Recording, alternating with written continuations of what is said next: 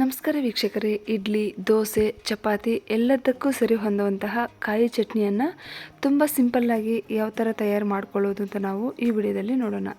ಮೊದಲಿಗೆ ಒಂದು mixie jar ತಗೊಂಡು ಅದರಲ್ಲಿ ಅರ್ಧ ಹೋಳು ಕಾಯಿ ತಗೊಂಡು ಈ ಥರ ಸಣ್ಣದಾಗಿ ಕಟ್ ಮಾಡಿ ಸೇರಿಸಿ, ಹಾಗೆ 1 ಟೇಬಲ್ ಸ್ಪೂನ್ ಆಗುವಷ್ಟು ಪುಟಾಣಿ ಬೀಜ ಅಥವಾ ಕಡಲೆಪಪ್ಪನ್ನು ಸೇರಿಸಿ, 4 ಹಸಿಮೆಣಸಿನಕಾಯಿ ಹಾಗೆ 5-6 ಬೆಳ್ಳುಳ್ಳಿ ಹೆಸಳು, ಸ್ವಲ್ಪ ಹುಣಸೆಹಣ್ಣು ಹಾಗೆ ರುಚಿಗೆ ತಕ್ಕಷ್ಟು ಉಪ್ಪು, ನಂತರ ಸ್ವಲ್ಪ ಕೊತ್ತಂಬರಿ ಸೊಪ್ಪನ್ನು ಸೇರಿಸಿ, ಹಾಗೆ ಸ್ವಲ್ಪ ರುಬ್ಕೊಳ್ಳೋದಕ್ಕೆ ನೀರನ್ನು ಕೂಡ ಸೇರಿಸಿ ಇದನ್ನು ರುಬ್ಕೊಂಬರೋಣ. ನೋಡಿ, ಚಟ್ನಿಯನ್ನು ರುಬ್ಬಿದ್ದಾಯಿತು.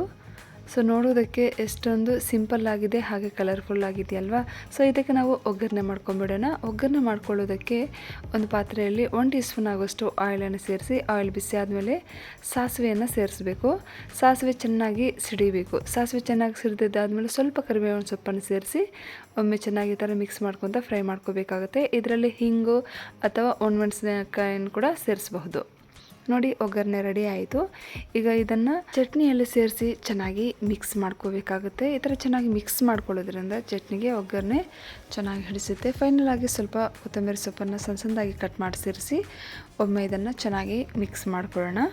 ನೋಡಿ, ತುಂಬ ಸಿಂಪಲ್ಲಾಗಿ ಈಸಿಯಾಗಿ ಕಡಿಮೆ ಸಮಯದಲ್ಲಿ ಈ ಚಟ್ನಿಯನ್ನು ನಾವು ತಯಾರು ಮಾಡ್ಕೋಬಹುದು. ತುಂಬಾ ರುಚಿಯಾಗಿರುತ್ತೆ. ಸೊ ಖಂಡಿತ ನೀವು ಕೂಡ ಟ್ರೈ ಮಾಡಿ.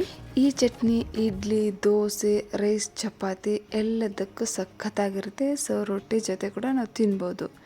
ಈ ವಿಡಿಯೋ ಇಷ್ಟ ಆದರೆ ಪ್ಲೀಸ್ ಲೈಕ್ ಮಾಡಿ, ಶೇರ್ ಮಾಡಿ, ಈ ಚಾನಲನ್ನು ಸಬ್ಸ್ಕ್ರೈಬ್ ಮಾಡಿ ಸಪೋರ್ಟ್ ಮಾಡಿ ಫ್ರೆಂಡ್ಸ್. ಮುಂದಿನ ವಿಡಿಯೋದಲ್ಲಿ ಭೇಟಿಯಾಗೋಣ. ಅದುವರೆಗೂ ವಿಡಿಯೋ ವೀಕ್ಷಿಸಿದ್ದಕ್ಕಾಗಿ ಧನ್ಯವಾದಗಳು.